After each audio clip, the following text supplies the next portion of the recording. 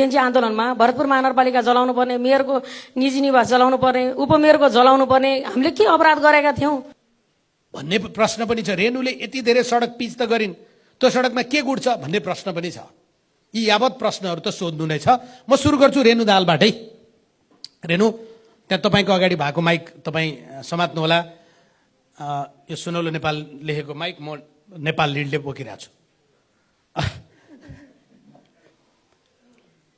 होइन। सबभन्दा पहिला यहीँबाट सुरु गरौँ, अलिक सजिलो कुराबाट सुरु गरौँ न होइन। अघिल्लो पटक साह्रै गाह्रो गरेर मेयर, दोस्रो पटक अलि सजिलो मेयर।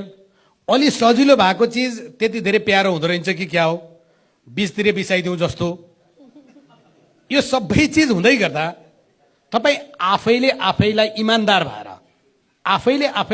भएर 8 वर्ष अगाडि देखेको भरतपुर र तपाईँले टेकेको भरतपुर र आज 8 वर्ष पछाडि तपाईँले देखिरहेको भरतपुर या तपाईँले प्रोजेक्सन गर्न खोजेको भरतपुर चाहिँ कति परिवर्तन रह्यो, के गर्न सक्यो? धन्यवाद राजेन्द्र सर, वरिष्ठ पत्रकार। यहाँ यो सुरुमा अलिकता यो प्यानलिस्टमा हुनुभएका राष्ट्रिय योजना आयोगका पूर्व उपाध्यक्ष मीना बहादुर श्रेष्ठज्यू, प्यानलिस्टमा हुनुभएका भौतिक मन्त्रालयका भौतिक पूर्वाधार तथा यातायात मन्त्रालयका सचिव केशव कुमार शर्माज्यू, र यहाँ अगाडि रोमा पनि वरिष्ठ आदरणीय व्यक्तित्वहरू भरतपुर महानगरपालिकाको उपप्रमुखज्यू र नबिल ब्याङ्कका सिइओ, उद्योग वाणिज्य महासङ्घका अध्यक्षज्यू लगायत सिडिओ साहब, एसपी साहबहरू, यहाँका सामाजिक व्यक्तित्वहरू, सबै उपस्थित महानुभावहरू सबै हुनुहुन्छ। सर्वप्रथम यो महत्त्वपूर्ण कार्यक्रममा यहाँहरू सबैलाई हार्दिक स्वागत गर्न चाहन्छु र नमस्कार। र अब यहाँ विषयवस्तु खास गरेर प्यानलिस्टमा पहिलो प्रश्न उत्तर दिन म आफू नै परेँ। भरतपुर महानगरपालिका योभन्दा अगाडि यहाँ राम्रो एउटा प्रेजेन्टेसन पनि भयो भरतपुर विकासबारे। समग्र क्षेत्रको अब विषयहरू तिनै हो भन्ने लाग्छ।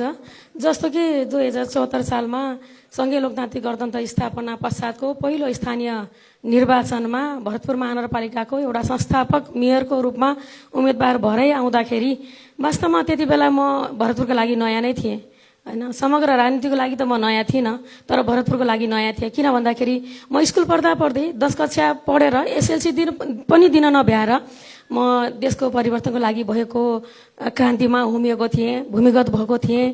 त्यसपछि शान्ति प्रक्रिया हुँदै काठमाडौँमा अब पार्टी राजनीति र पहिलो संविधान सभाको सदस्य भएर आफ्नो महत्त्वपूर्ण भूमिका निर्वाह गरेँ। त्योभन्दा अगाडि शान्ति प्रक्रियाभन्दा अगाडि भूमिगत कालमा त्यही खालको आफ्नो भूमिका निर्वाह गरियो। र मैले भन्न जोड्न कहाँ खोजेको भने स्कुल पढ्दैको बालक भनौँ न, बच्चा 10 कक्षा भनेको त के ठुलो होइन नि त, छोडेर गएको एकैचोटि मेयरको रूपमा उम्मेदवार बनेर आउँदाखेरि भरतपुर एउटा बालक कालमा त्यहाँको एउटा स्कुलदेखि घरसम्म, घरदेखि स्कुलसम्म मात्रैको हुन्थ्यो। यस्तो खालको राजनीति पनि थिएन त्यति बेलाको अवस्थामा, एउटा बाल्यकालै भन्नुपर्छ। त्यो बेलामा एकैचोटि आउँदाखेरि यहाँको भूगोल, यहाँको मनोविज्ञान, यहाँको जनताको भावना, यहाँको आवश्यकता, यहाँका के हुन्छ महत्त्वपूर्ण पाटापक्षहरू, योजनाहरू, जनताको चाहिँ के छ मागहरू, अपेक्षाहरू भन्ने कुरामा म नयाँ नै थिएँ। त्यो एउटा नयाँ परिवेशमा आउँदै गर्दाखेरि कसो होला के होला भन्दाखेरि अब यहाँनिर मलाई एकदम स्मरण भइराखेको छ कि चुनावमा जाँदाखेरि मेषजाली फाउन्डेसन भन्ने के रहेछ यो मेषजाली फाउन्डेसन भनेर म आफै अनभिज्ञ थिएँ त्यसमा। यो मेषजाली फाउन्डेसन भनेको जङ्गली जनावर र मानव बीचको द्वन्द्वलाई न्यूनीकरण गर्नका लागि छेकबारको एउटा त्यो रहेछ मेषजाली फाउन्डेसन सहितको मेषजाली भनेको जङ्गलभित्रै जनावरलाई रोक्ने, मानव बस्तीमा आउन नदिने।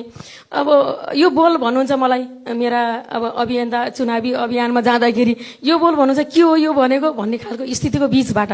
हुन त राजनीति हिसाबले योगदान त उति बेलादेखि नै रह्यो। लगभग 30 वर्षको मेरो एउटा राजनीतिक जीवनमा मेरो सक्रिय भूमिका एउटा योगदान रह्यो कुनै न कुनै हिसाबले। तर त्यो खालको पृष्ठभूमिबाट अब खाका कोर्ने, भरतपुर विकासको खाका के हो त भरतपुरको यहाँका समग्र एउटा भरतपुरको एउटा गृह योजना, यसको भोलिको एउटा दिगो विकासको लक्ष्य अब कसरी हामीले त्यसको पहिचान गर्ने, यकिन गर्ने, त्यसका लागि अब निर्माण योजना अगाडि सार्ने र कसरी त्यसको चाहिँ बजेटको बन्दोबस्त गर्ने, यी सबै कुराहरू चुनौतीपूर्ण थिए। त्यस्तो परिस्थितिको बीचबाट निर्वाचित भएर आइसके पछाडि गरेर देखाउनु थियो। किनभने एउटा नेताको छोरी पनि म माथि ट्याग छ के, नेताको यो नेताको छोरी ट्याग होइन तपाईँ नेताकै छोरी छोरी हो भन्नाले त्यो खालको आरोप त टिका टिप्पणीको बीचबाट त्यसको पनि जवाफ दिनुपर्ने थियो। त्यसको पनि आफ्नो योगदान आफ्नो भूमिका निर्वाह गर्नु त थियो नै, एउटा नागरिकको हिसाबले एउटा जनप्रतिनिधिको हिसाबले त्यो एउटा भूमिका त निर्वाह गर्नुपर्ने थियो। तर नेतृत्वको परिवार हुनुको नाताले अझ थप कामबाट व्यवहारबाट पुष्टि गर्ने, त्यसको जवाफ म बोलेर होइन गरेर देखाउँछु भन्ने मेरो सङ्कल्प थियो।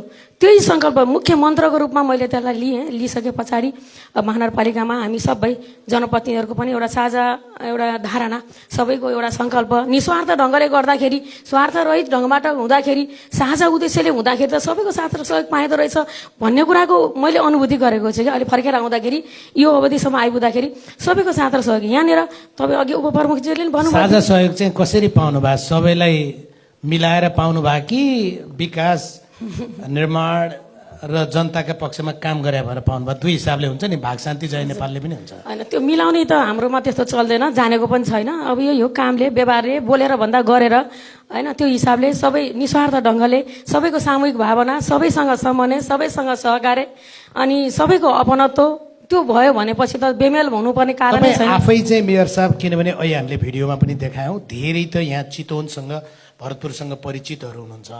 भौतिक विकास उहाँले अहिले जस्तै भिडियो तपाईँले भन्नुभयो त्यो देख्दा कतिले चाहिँ हो यो त भन्ने, या कतिले ओठ लेब्र्याउने पनि थियो कि त्यस कारणले यी सबै जे भनिएको छ ती सबै गर्न सकेँ मैले गरेँ भन्ने लाग्छ कि गरेको भन्दा बढी प्रचार गरेँ भन्ने लाग्छ? होइन त्यस्तो बरु मलाई धेरैले भन्नुहुन्छ तपाईँले जति काम गर्नुभयो, हजुरले नि भन्नुहुन्छ यही अन्तर्वार्ताको क्रममा तपाईँले जति काम गर्नुभयो गरे अनुसारको प्रचार अलि भएन है भन्ने कुरा चाहिँ बरु धेरैजनाबाट त्यो चाहिँ सुझाव मैले पाएको छु।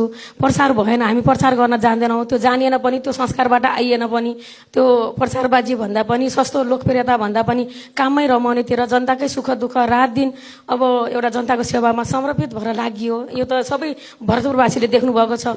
हजुरले भन्नुभयो जस्तै केही त हुन्छ, फेरि 2-4%, 5-7% मान्छेहरू ओल्ट ल्याप्राउने पनि हुन्छन् फेरि होइन। मैले भन्ने गर्थेँ अहिले जेएनजी आन्दोलनमा भरतपुर महानगरपालिका जलाउनु पर्ने, मेयरको निजी निवास जलाउनु पर्ने, उपमेयरको जलाउनु पर्ने, हामीले के अपराध गरेका थियौँ? कि त यो अपराध गरेका थियौ तिमीहरूले? यहाँनिर भरतपुरमा जनताको अहितमा काम गरेका थियौ, यहाँनिर भ्रष्टाचार थियो, यहाँनिर कमिसन थियो, जनताको काम थिएन, गरेन, विकास गरेन, केही पनि गरेन। यहाँ त चाहिँ होइन अब जनपक्षीय ढङ्गले भएन भन्न सक्नु पर्थ्यो, होइन भने किन यसो भयो भनेर मैले आफू प्रश्न गरिराखेको छु। तपाईँलाई यसको जवाफ मैले 10 वर्षलाई निर्वाचित भएर आएको 8 वर्षमा सबै चिज पुरा गर्ने जस्तो लाग्यो हो? 8 वर्षमा त किन पुरा गरे भनेर लाग्थ्यो र त्यो लागेकै छैन नि। अझ माथिल्लो स्तरबाट गएर अझ जिम्मेवारी लिएर अझ बढी योगदान गर्ने हुटुटी हो क्या। यो कुनै पदको लागि होइन नि त। यहाँ सम्पूर्ण भरतपुरवासीले देख्नुभएको छ, भरतपुर महानगरपालिकाको मेयरले यो निर्वाचित भएर पद प्राप्ति गरेर मोजमस्ती अथवा सुख मनोरञ्जनमा सुविधामा रम्यो कि जनताको दुःख सुखमा, जनताको काममा, विकासको काममा अहोरात्र खट्यो भन्ने कुरा त दिनको घाम चाहिँ छर्लङ्ग छ नि त।